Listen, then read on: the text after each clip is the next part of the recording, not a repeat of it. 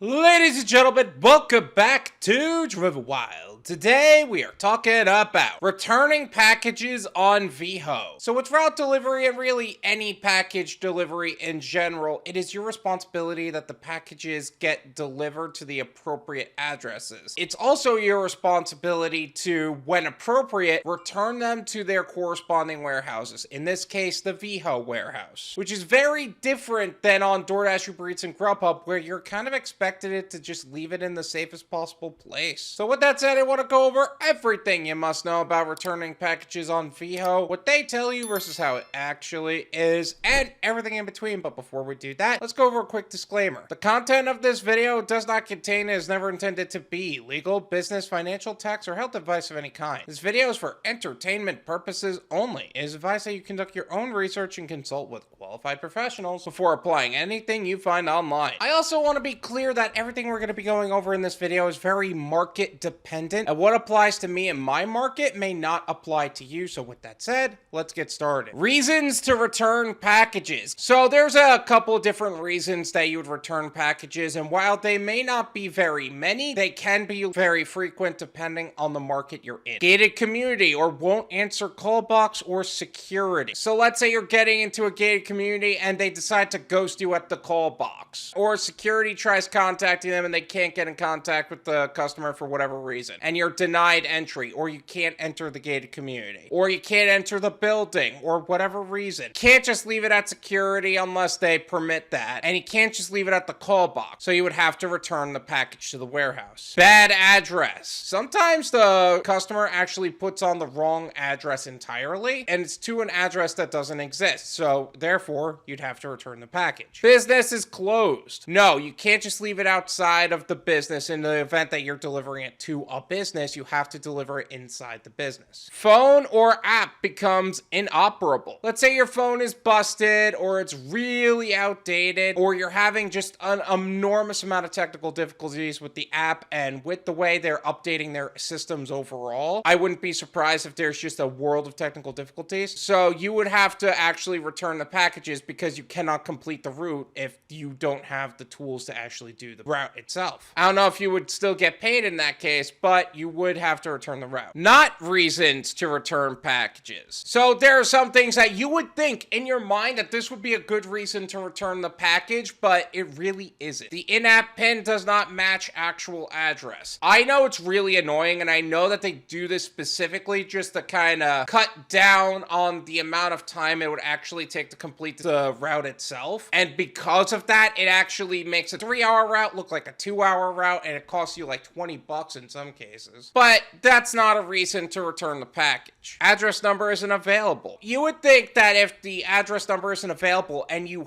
have to take a picture of the address number, they actually do have a system to where you have to actually take a photo of the address number itself. You would think that that's a good enough reason to actually send back the package because you can't complete the order. No, you have to contact support. They will provide you with an old photo, and you'll have to match the two doors for whatever reason. And yes, I've been that guy. I've done that before. It's kind of annoying, but they do that. And you also have to hope that they are able to pick up the goddamn app in order to actually complete the delivery itself. Contacting support. So in order for you to actually return the package, the first thing you need to do is contact support. There's a link at the bottom of the screen that says unable to deliver. Click here. So what it's going to do is going to say a little pop-up asking you to contact support. The support tab will pop up and it'll almost autofill saying you're unable to deliver, stop X. I would send that right away, and in a separate message on the same thing, I would say the exact reason why. Business is closed, gated community, whatever. If the business is closed, find a picture of the store hours either in person or actually look up the business name itself and actually take a screenshot of the hours if you're off hours for whatever reason. Let's say they're only open from 9 to 5 Monday through Friday and they gave you this package on a Sunday. You take that screenshot, you send it to them, saves them time, saves you time, all copacetic. But let's say it's like a gated community, right? What they're going to end up doing is that they're going to try reaching out to the customer to see if they can actually get the package delivered. By no means should you wait for them to get in contact with the customer. There is a route that you have to complete. You have more than just one package in your route. Move move on for now, and then if you have to double back, you'll double back. But overall, you kind of just need to go. You don't have time for that nonsense. However, in most cases, they're not going to be able to contact the customer, and you're just going to have to return the package. However, if you don't hear back from them at all, and yes, customer support has actually ghosted me more than once, proceed to returning to the warehouse. I would also contact support as soon as you're heading back to the warehouse and ask for the code to the return locker just in case you need to use it. And in terms of actually returning the package, you need to find out what your warehouse rules are in terms of returning packages off hours. I made a video talking all about navigating the warehouse and things you need to figure out in your specific warehouse. I will leave that in the description. Feel free to check that out. But in the event that you do get there and the warehouse is open, you could just hand it to a warehouse person that is already doing the returns, explain to them why you had to return it, and they will remove the package from the route for you. But let's say you get there and the warehouse is closed for whatever reason. Maybe it's just they finally got out all the packages and they sent everybody home, whatever. The code that support provided you should be able to unlock the locker. You put the package in there, you take a picture of the package in the locker itself. I didn't realize this until I saw other people do it, but you could either write on the package or you could leave a sticky note on why you had to return it into there in the first place. They'll probably scribble it out if you write it directly on the package, so feel free to use a sticky note. And that way, it is easier for the warehouse people themselves to actually,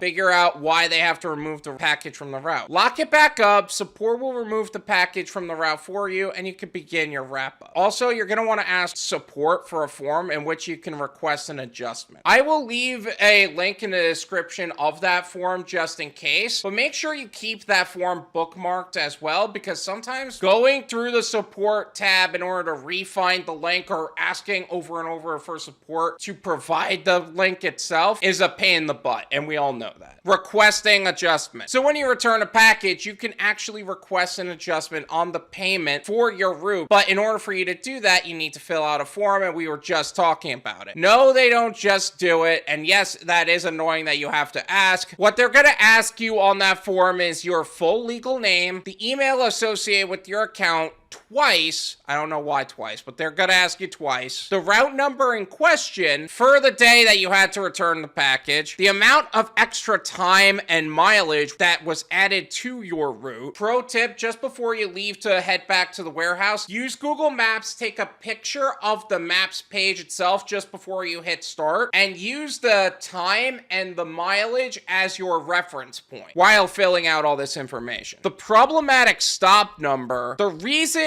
why it was problematic in the first place, whether it was because of the gay community or the stop or the business or whatever that looks like. And the more details on the subject, the better, but don't overcomplicate it either. Stop X had to be returned due to gated community and no contact by customer. Y miles and Z minutes was added to the route. That's it. Doesn't have to be super complex. It needs to be enough information for them to understand why you had to do what you did. I would also fill this out as soon as you return the package so you don't forget. Don't even leave the parking spot in which you left your car in order to return the package until that's done. It's a requirement to fill out that request within 7 days of the day of the route, and that way they can actually just send it into you as soon as they approve it. Now, I do have some side notes that I would like to go over on this subject. Rules for next day return. Now, I know that there are rules for next day return, especially if you live further away from the warehouse. But again, I really don't know what those are, and every warehouse is going to have their own set of rules. Again, I would refer to the warehouse video in the description so that way you can actually figure out exactly what you need to ask and what you need to know about your warehouse in order to actually be able to navigate this stuff. Management doesn't want you to know. Remember, the goals of the company in which you're working with is not the same as the goals of the driver who's completing the route in the first place. When I actually asked a management member about the form itself and actually getting the adjustment, one of the things they said was, no, that's actually part of the entire route is the potential for a return, blah, blah, blah. Meaning that their goal is to try to manipulate drivers into believing that's what they're supposed to expect in the event that you have to return. No,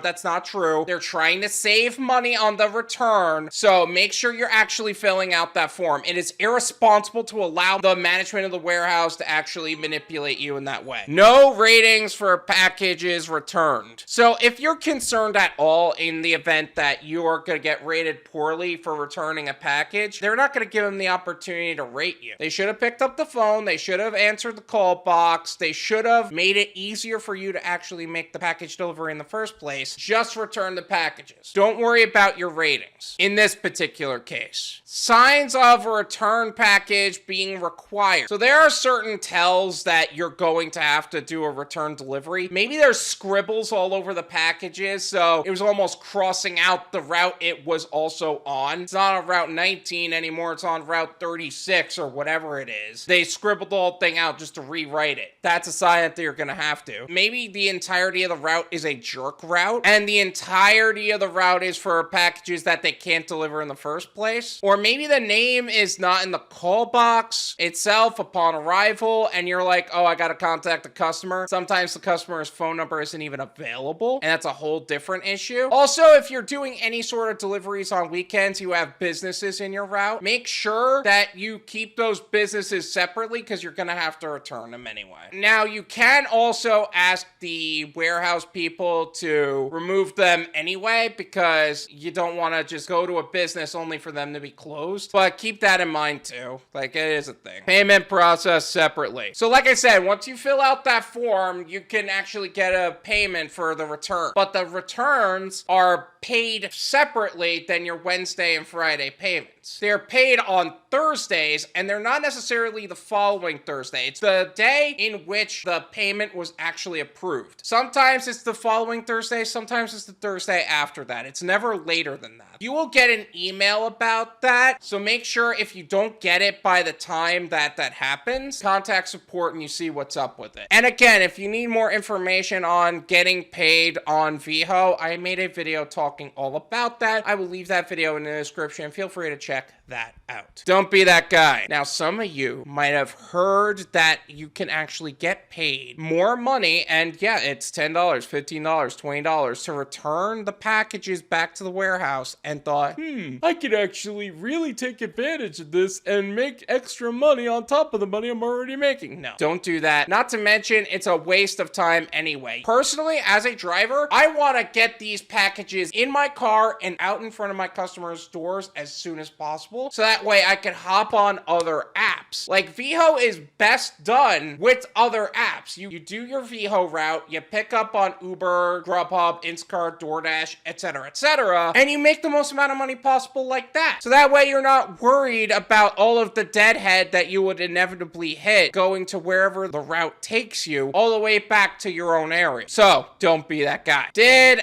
I miss anything? Is there something else about returning packages on Veho that I have yet to cover in this video? Let me know in the comments. Let's make sure that everybody knows everything they must know about returning packages on Veho, so that way they can make the most amount of money in the least amount of time in the safest possible way. Thank you so much for watching. I really appreciate it. As always, make sure to hit the like button, subscribe if you're new, and I'll see you guys next time.